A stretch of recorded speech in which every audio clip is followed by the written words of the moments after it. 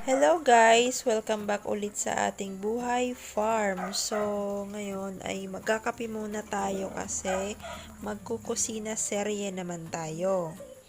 So, ang gagawin natin ngayong araw guys ay magluluto tayo doon sa ating lutuan ng kahoy. So, ang lulutuin natin ngayong araw guys ay yung pansit bato. So, ayan guys, maglinis muna tayo ng ating dapog kasi medyo madumi na guys. So, masarap din guys magluto dito sa ating lutuan ng kahoy kasi mas flavorful ang ating mga niluluto pag dito tayo luto sa ating lutuan ng kahoy. So, linis-linis muna tayo dyan guys.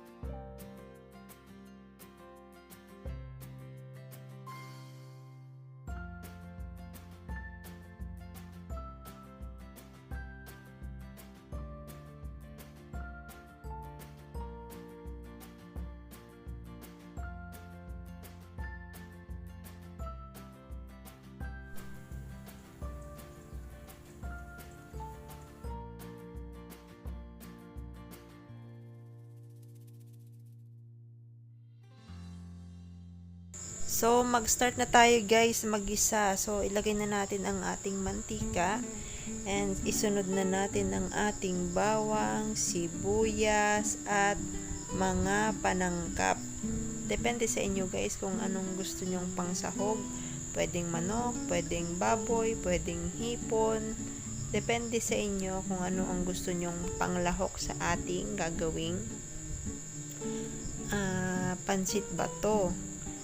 And then, ayan lang guys, gisa-gisa lang tayo dyan.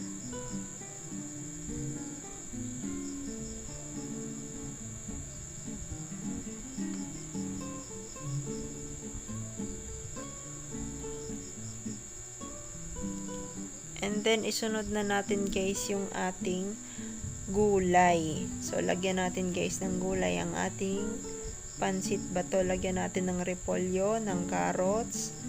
And guys, lagyan natin ng gulay ang ating pansit.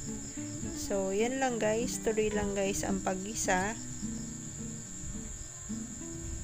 Halo-haluin lang natin guys. And then, maya-maya ay lalagyan natin yan ng tubig.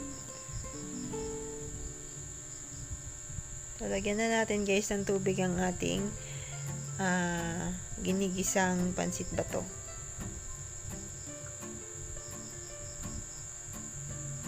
And then, antayin lang natin yan guys na kumulo. Bali, ito pala guys ang gagamitin natin na pansit bato.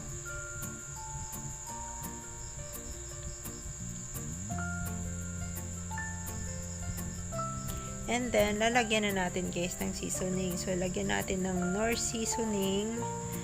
And then, isunod na natin yung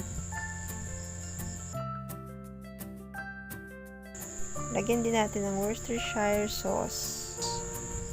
So, tansya-tansya lang guys ang paglagay natin yan. And then,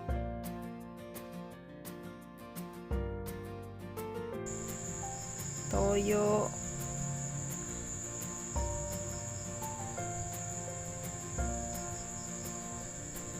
Paminta. And patis. Tansyahin nyo lang guys and lasahan nyo syempre kung okay na sa inyo yung lasa. So, tansya-tansya lang guys, ilagay natin dyan ng panangkap.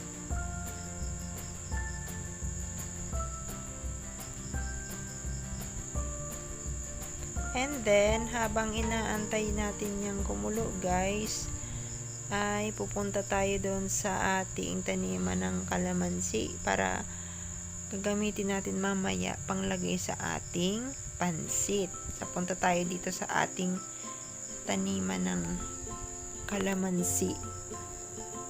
So, pipitas lang tayo guys ng 3 piraso dito sa ating tanim na kalamansi. So, mainam guys na may tanim tayo na mga kalamansi. Kasi kasi lagi nating gamit sa ating mga kusina.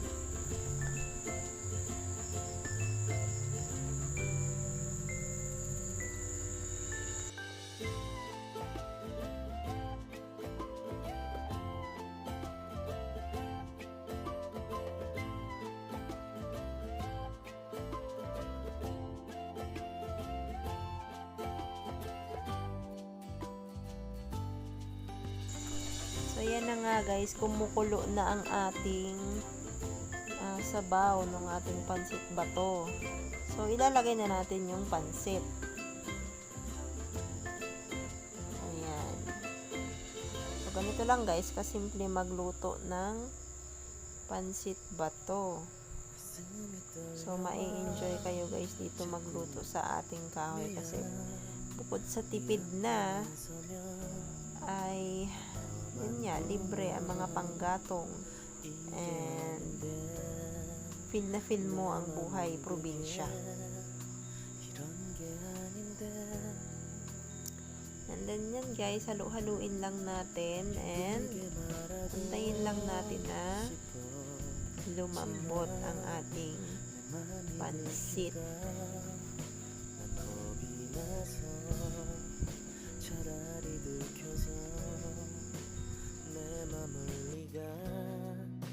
알아챘어야 해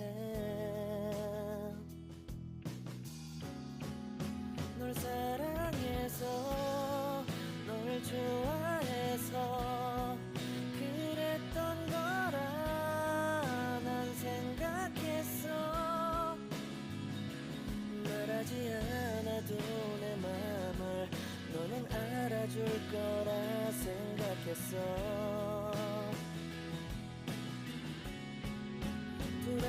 돌아서버린 너를 보면서 후회하면서 아무 일 없는 척